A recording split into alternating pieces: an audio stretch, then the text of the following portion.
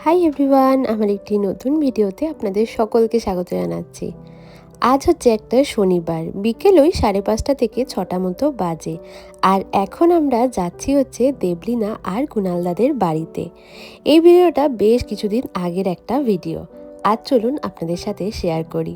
আমরা সবাই কিন্তু একে একে চলে এসেছি, আর আসা মানেই তো গল্প আড্ডা শুরু হয়ে গেছে।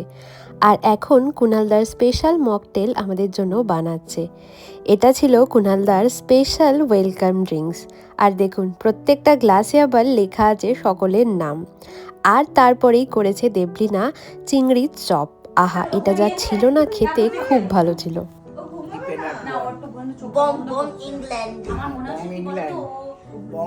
ভালো করে দাও তো, ভালো করে দাও।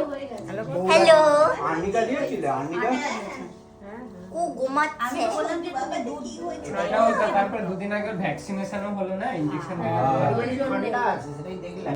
চিংড়ির চপ খেতে না খেতেই স্টার্টারের সেকেন্ড আইটেম প্রিপারেশন করা কিন্তু দেবলিনা শুরু করে দিয়েছে। এটা ছিল একটা অসাধারণ চিকেনের রেসিপি। তবে নামটা আমি জানি না, তবে খেতে কিন্তু দুর্দান্ত হয়েছিল। এত পরিমাণ স্টার্টার খেয়েছি যে স্টার্টার খেয়ে পেটটা অর্ধেক ভরে গেছে। আমরা যখন এরকম সকলে মিলে আড্ডা মারতে বসি না, তখন আমরা ভুলেই যাই যে আমরা বাড়ির থেকে এত এত দূরে আছি। আমরা অপরিসীম আড্ডা মারি সকলে মিলে। চলে প্রচুর পরিমাণে হাসি, ঠাট্টা, আনন্দ। too hard. You know, I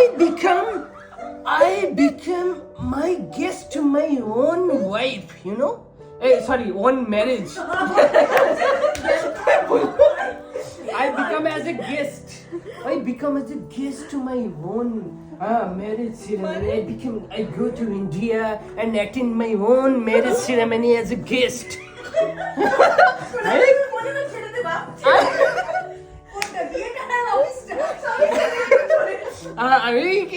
চললো অনেকক্ষণ আড্ডা, আর তারপরেই রাত্রিবেলার জোগাড় শুরু করে দিয়েছে। আর দেখুন কত কি না আইটেম আজকে রান্না করেছে দেবলিনা।